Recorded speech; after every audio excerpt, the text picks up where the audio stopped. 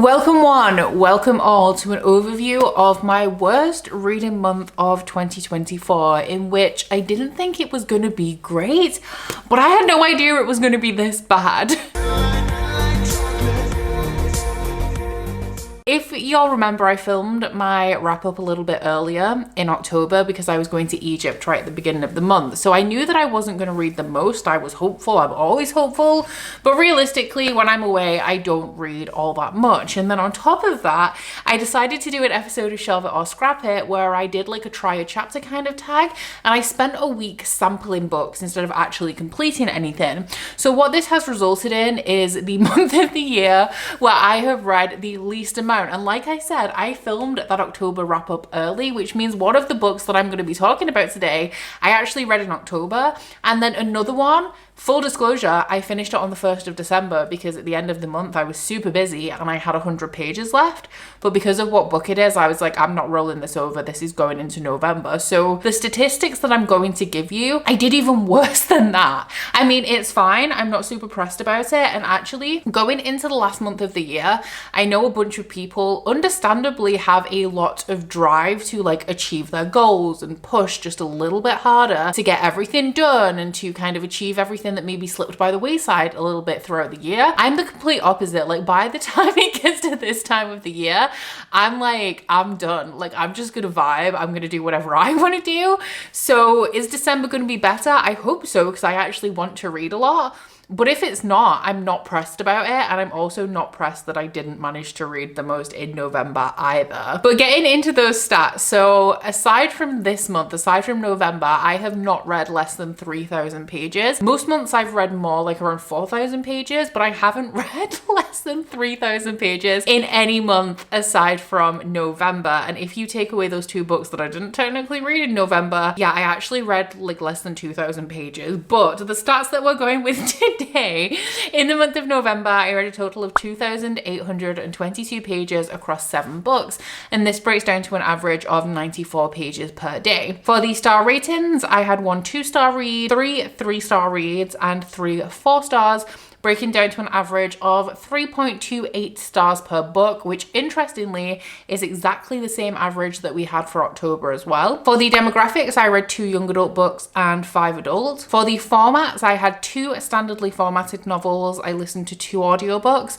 I read 2 ebooks and 1 novella. For the genres, I had 2 fantasy romance, 2 horror, 1 fantasy, 1 mystery, and 1 non-fiction. Finally, for the places where I sourced these books from, 3 of them were from my own TBR that existed prior to the start of 2024. 2 of them are books that I've hauled this year. 1 was a book from the library and 1 was an audiobook that I listened to via Everand. So getting straight into the reviews, I'm going to be honest, a couple of these books that we're going to talk about as well are not super cemented in my mind. One of those is my 2-star read for the month, which was Meddling Kids by Edgar Cantero. So this is a horror that I've owned for quite a long time. I knew that it was a little bit of like a tongue-in-cheek kind of horror because this is essentially a homage to Scooby-Doo.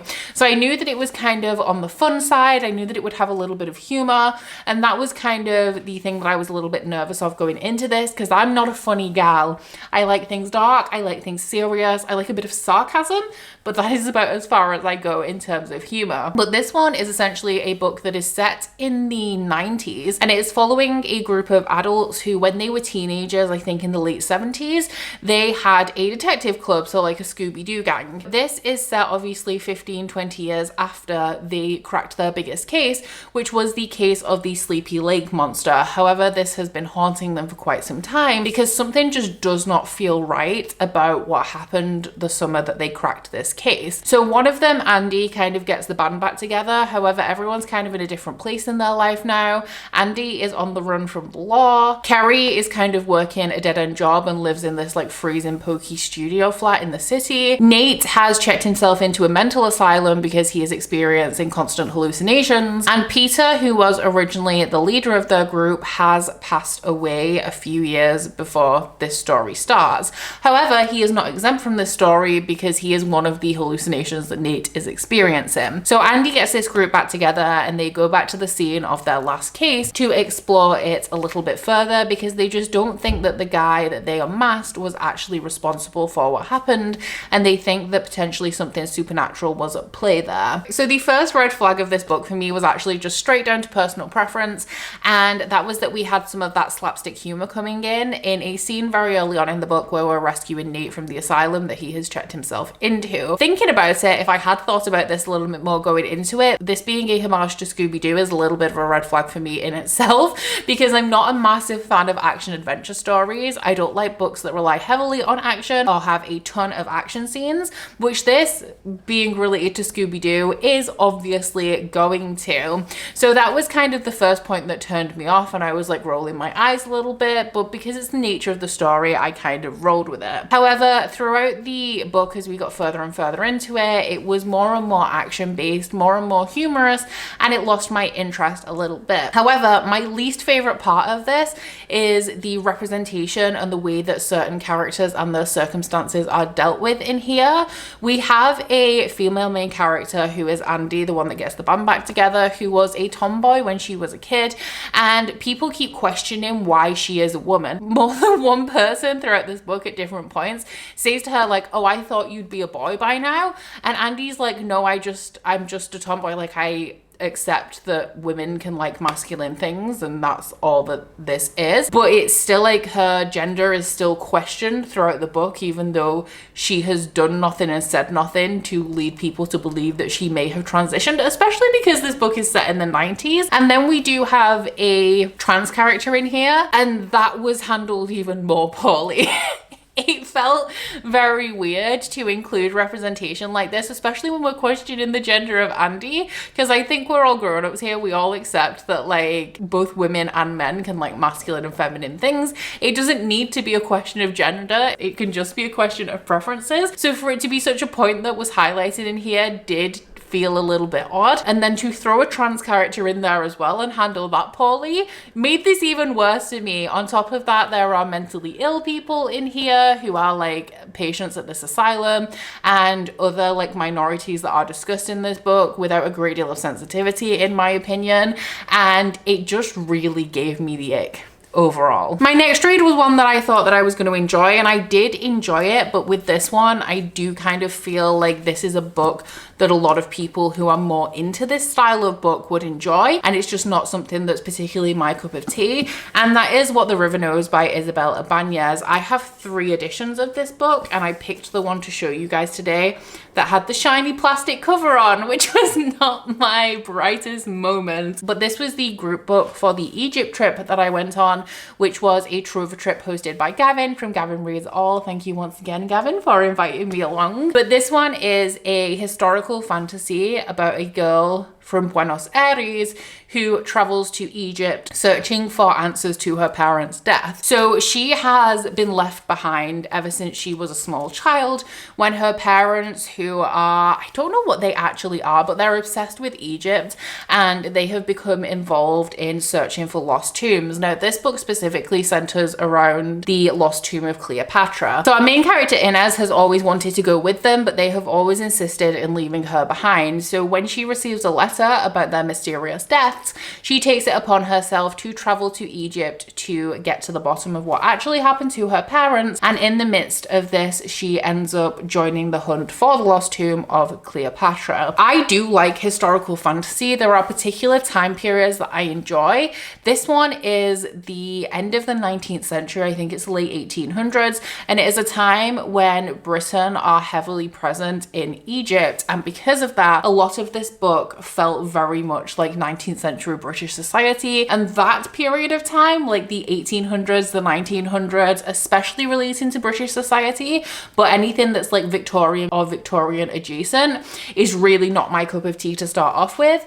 And on top of that, this is very light on the fantasy. So we have historical artifacts in here, things that have come potentially from Cleopatra's tomb or the tombs of other ancient Egyptians have a magical energy surrounding them that people can harness. They're kind of like charms, like they'll give you a boon or potentially they're cursed, and our main character can sense these objects. So the main thread of fantasy throughout here is that it is thought that Cleopatra was a witch, that she dabbled in magic, and it's also thought that before she died she wrote down a alchemical recipe spell that holds secrets that people potentially want to find out. So I would say that the magic in here is 100% a very minimal part of the story. I also think that if the magic was removed from this story, absolutely nothing would change. And so what we have left when you remove that magical element, which is barely present to begin with, is a historical fiction set in the late 1800s about treasure hunting in ancient Egypt. And that, my friends, is just not my bag. It's just not something that I'm into.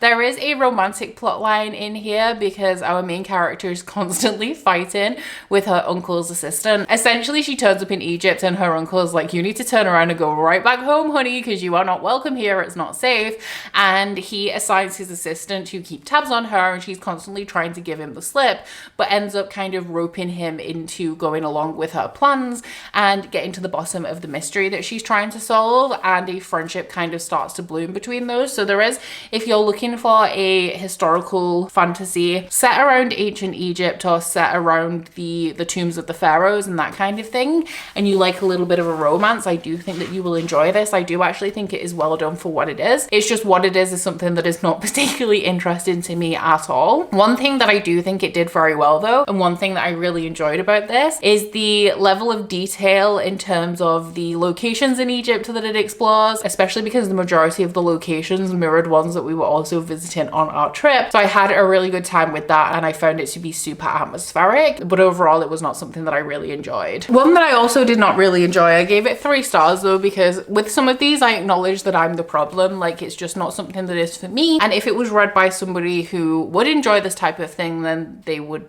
enjoy it more, obviously. But that book is one that I got out from the library. The problem with this for me is that it is a novella, and that is pretty much the sole problem that we have with The Salt Grows Heavy by Cassandra Carr. And I'm going to be completely honest, I remember nothing about this aside from that it is a horror. The main character is a mermaid, her husband is a prince, and he takes her from the sea. The writing in here is very poetical, so you kind of have to look past the writing in some instances to see what actually happened. But he took her from the sea, he made her his wife, he had children with her, and he is now dead. So she leaves her children behind to kind of infiltrate the thrones of other kingdoms, is implied, and she ends up going on an adventure with a plague doctor who also knew her husband, and they stumble across a small community of people who are, I don't know what they're doing. I'm gonna be honest, I don't know what they're doing, but they essentially sacrifice people, but they don't die, and it's part of the way that this community just operates, is that they go through this constant cycle of sacrifice, with these figures at the top being the ones who kind of orchestrate it. It is tied into some of the main characters in this book, like some of the happenings that go on, but the writing, Cassandra Carr's writing, is very atmospheric, and because of that it is a little bit intangible, it is a little bit conceptual, a little bit ethereal, and so like I said, sometimes you have to kind of look past the writing to kind of see what is actually going on. However, in the nature of horror, or some horror at least, a lot of the charm of the book lies in the ambiguity. Like, you don't know exactly what's going on, you don't know exactly what the main characters are representing, you don't know exactly where they came from, especially when it's a novella like this. I think you're really just supposed to go with the vibes of the story and just take it at face value and experience it for what it is. However, I do not like that. I don't like that. So the reason why I read this actually is because I read a Cassandra Carr short story in a collection of short stories that I ended up DNFing because I don't like short stories. The reason is that I just need more. Like, as a person, I need to know why, I need to know how. I don't want to be left at the end of a book thinking about what happens, and especially when it's so short like this, it obviously doesn't give you very much to go on. So if you like quite ethereal, spooky, haunting stories with quite a bit of body gore in here, which I have medical anxiety, that's not great for me, and it was giving me the ick quite a bit throughout this. I was not having a good time in that regard. I mean, I made it through, but it was nauseating for me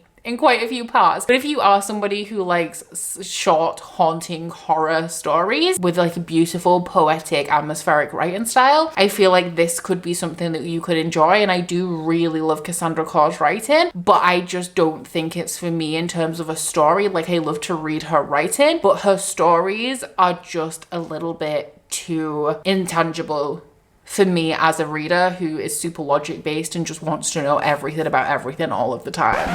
It came to my attention when editing this video that in my enthusiasm, I completely forgot to tell you about one of the books that I read. So the reason is that I don't own a copy. It's the audiobook that I listened to on Everand, which is Dinner for Vampires by Bethany Joy Lenz. So this one is a non-fiction. It is Bethany Joy Lenz's memoir. She is one of the main cast of One Tree Hill, which is a show that I really loved back in the day. And this book is her recounting the years that she was on One Tree Hill, where she also happened to be in a cult, and it's focusing on the cult element of the story. So essentially, shortly before she joined the cast of One Tree Hill, she started attending this Bible group in the Pacific Northwest, and she really kind of reconnected with her spirituality, and at a vulnerable place in her life at a time where she was like really coming into her own as an adult, booking her first major jobs as an actress, this group essentially took advantage of her. Like, she had no idea that she was in a cult, and it very quickly started to take over her life and was responsible for a lot of big decisions that she made in her life,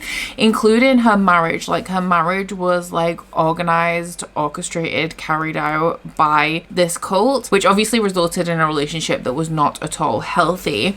So I am fascinated by cults just in general. Like, I think that it's really interesting, like the psychology of cults and how people end up in them, especially when they don't realize that what they're in is a cult. And I also really liked One Tree Hill, which were the two driving factors for me picking this one up. I'm not necessarily comfortable rating somebody's life story based on my enjoyment of the consumption of it. It just feels a little bit weird, but then I do also rate every book I read, so I did give this a 4-star rating. It did feel a little bit generous, and the reason why I didn't have as much of a good time, why I wasn't as engrossed in this as I necessarily expected to be, is because of my expectation of cults going into it. And Bethany Joy Lenz does say herself in, I think it's like the very last chapter of this book, that when she tells people that she was in a cult, they get very excited. They want to know which one. They think that it's one of the like most notorious, most glamorous cults. And when she says it was just like this minor Bible group in the Pacific Northwest,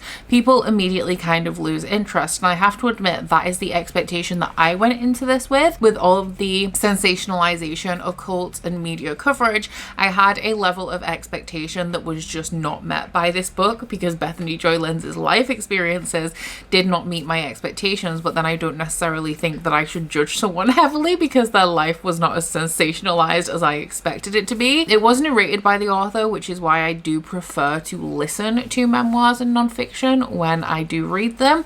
And I will say that it did get a little bit annoying because of some of the voices that she did for some of the people in this. Wasn't a big fan. They were grating on me a little bit, and also there was quite a bit of singing, which also annoyed me. She is like an actress, and then she had a music career, so I understand why there was singing, but I didn't love it. So yeah, I found parts of it interesting. I'm definitely glad that I consumed it, but it wasn't necessarily what I expected it to be going into it. But then that's not the book's fault, that's my fault, if you know what I mean. I then carried on with the Pretty Little Liars series by Sarah Shepard, and the book that I read in November was Wanted. So this is the 8th book in the series, and it is also not only the end of a story arc, but also the original intended end of this series. So if y'all aren't familiar with Pretty Little Liars, let me introduce you to this series.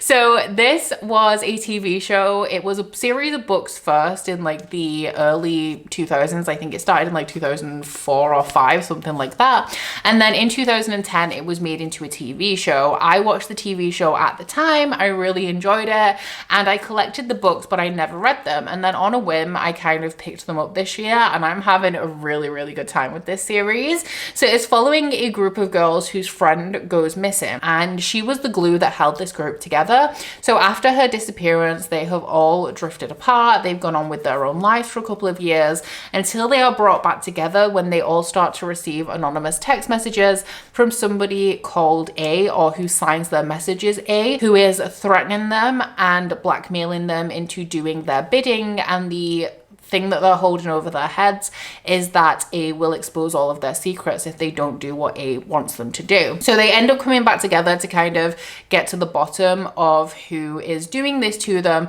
But actually the show focuses more on that. The book is more about their kind of individual lives as this is also going on, and then it kind of comes back into like a climax at the end of each book where something dramatic happens, like regarding A. So I've been having a really good time with this series. It starts off as a high-key toxic representation of media presented at teenage girls in the early 2000s, which honestly is super nostalgic for me because I was a teenager in the early 2000s, or like mid 2000s. I was 13 in 2006. So this feels super nostalgic to me because of that, but it's also like very dramatic, very unrealistic. All of these girls are dressed like head to toe in designer clothing. They have designer bags. They all have their own like expensive cars. Money has never been an issue for these girls, and I just love it because of how much it just represents everything that I was consuming at the time that I was a teenager. In terms of the story though, it is genuinely super entertaining. Like I said, really dramatic though, and super over the top. And no installment of this series has been more dramatic and over the top than book 8,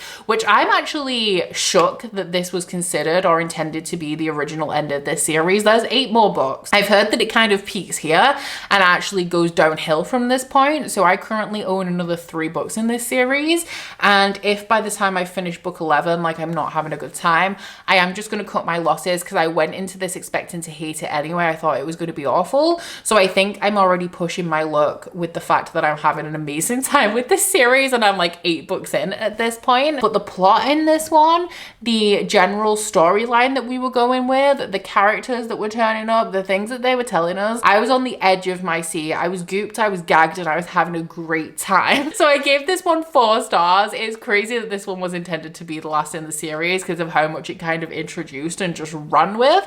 The plot twists were coming left, right, and center though, and I loved it. So not necessarily sure that I would ever recommend this series to anyone, but if you are maybe of a similar age to me and you have watched the TV show and you happen to have these books lying around and you too thought that you would hate them, but you're just procrastinating on it, I would urge you to pick them up because I think they're actually a really good time, but you just kind of got to roll with everything that's going on because it is wild. And then the last 2 books that I read in the month were part of the same series. The first book was on my TBR and I enjoyed it so much that I went straight into book 2. I couldn't help myself. I was like, Becca, you deserve this. You never get to read what you want. So I read what I wanted and I have absolutely no regrets because I read 1,300 pages in the Shadows of the Tenebras Court series by Claire Sager. So the first book, the one that was on my TBR, is A Kiss of Iron. This one was my Patreon pick, I think, for the month of August. It was Ash's pick.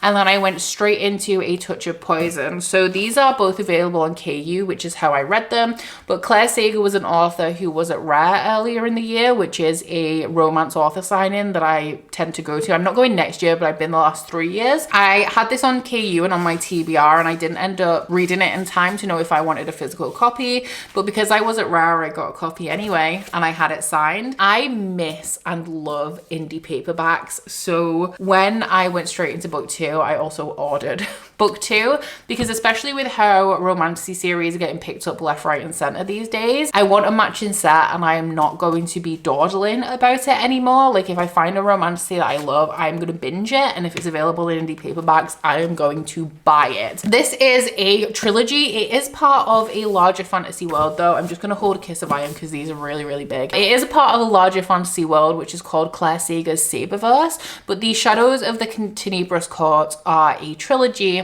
following a young woman called Kat who is a penniless noblewoman. So she's married this horrible guy. She was forced into marriage with him 10 years earlier. He is older than her as well, and he has gone gallivanting across the fantastical version of Europe, spending all of the money that he doesn't have and getting them into debt. So when the debt collectors are coming to call, they are on Kat's doorstep and she is just trying to manage their estate as best she can. To subsidize their income, she has taken up a alter ego as the Wicked Lady, who is essentially a highwaywoman. So she goes out onto the roads, she robs rich people, and she sells their valuables. So one day when she's doing this, she stumbles across a fey man and she steals his orrery. Now, this is something that he perceives to be very valuable, and he is not happy that she has taken it from him. So when somebody knocks on her door the following morning, she is expecting it to be that fey lord coming to collect his orrery. However, what she finds is couriers from the palace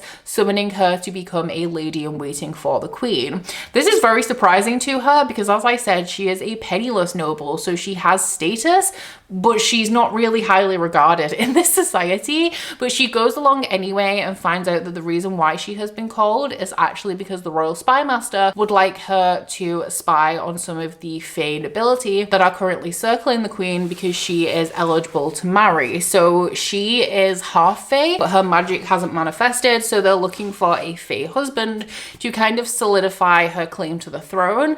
And the spy master believes that the fey, or this fey man in particular that she's going to be tasked with spying on, is currently trying to hatch a plot to take down their country.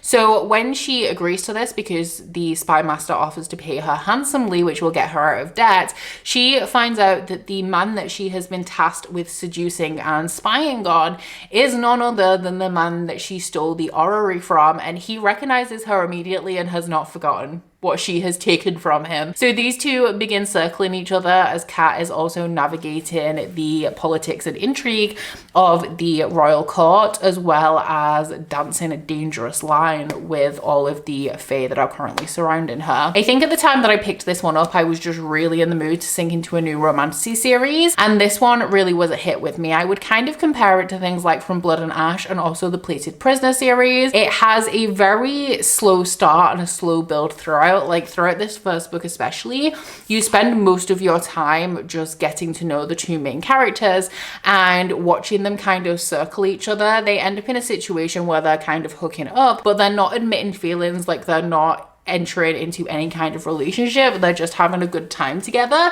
But also because of extenuating circumstances, because Kat is spying on Bastian, you also have this layer of like danger associated with it, and also the fact that you know that she's like walking this very fine line between what she has to do and also what she wants to do, because she's been tasked with seducing this guy, but that's not the reason why she's actually seducing him. If you are a fan of books that are very fast paced, that get straight into the smut, and this does have smut quite early on, but if you're into books that are kind of like very fast paced in terms of the plot and have a ton of like smut scenes throughout them, this is not the series for you. But if you are a fan of things like From Blood and Ash, The Plated Prisoner, that are very slow moving, then I think that you will enjoy this one. The relationship does turn romantic like quite quickly, but there are definitely extenuating circumstances that create a lot of tension throughout the relationship. So I would consider the actual romance of this to be a slow burn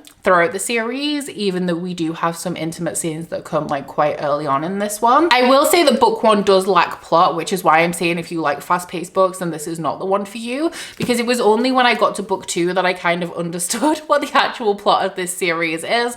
And in case you are wondering, it is political. We are following a fae world where the city, quite cleverly, is split between the courts. So we have the Court of Dawn and the Court of Dusk, and they actually occupy the same space, but they are on different planes. And during the day, the Dawn King rules, and during the night, the Dusk Queen rules. So this is obviously a very tentative equilibrium, a very tentative peace between them, and some power-hungry people are potentially seeking to destroy this equilibrium, which will throw the court into bloodshed and chaos, and our main characters kind of end up embroiled in that. So yeah, if you like a slow moving political fantasy romance, then I think that you will potentially enjoy this one. It is not the best fantasy romance series that I've ever read, but I did find it to be overall entirely consuming.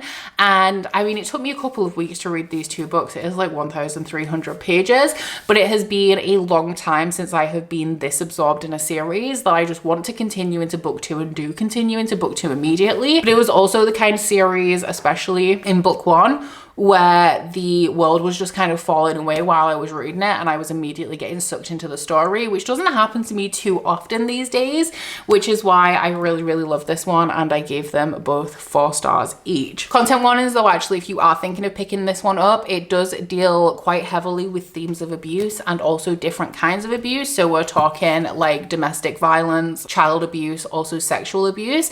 It is delved into quite a bit, and there is one small instance of animal abuse which is repeated throughout. I have been asked in the comments of my vlog like how present that is. It wasn't so descriptive that I couldn't read the book, but I wouldn't say it's something that you also can just gloss over. The actual instance of it happening is quite quick and doesn't take up a lot of page space, but the effect that it has on the characters is what is constantly brought up, especially throughout the course of this first book. Just to touch upon it, because obviously I've read quite a lot in this, in November I did also read almost 500 pages of Knife of Dreams by Robert Jordan, which is the 11th book, yeah, in the Wheel of Time series. I'm listening to the audiobook of this in preparation for the Wheel of Time Along live show, which is going to be on the 8th of December. This is the first book after the slog, and I can confirm it has a couple of points in here that I'm getting a little bit excited about, but if I am being honest, the bits in between those points I'm excited about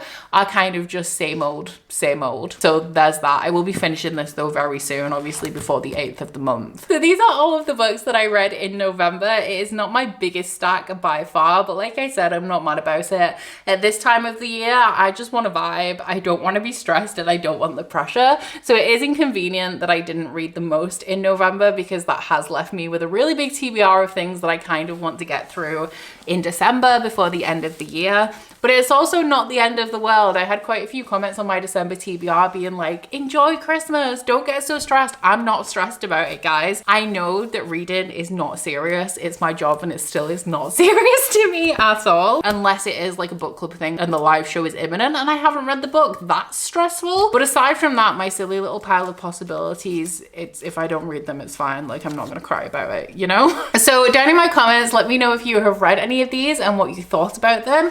If you have not read any of them, then let me know what your best book of November was. What was your favorite thing that you read? And if you would just like to let me know you were here but you don't feel like you have anything to say, leave me a purple emoji for A Touch of Poison by Claire Sager.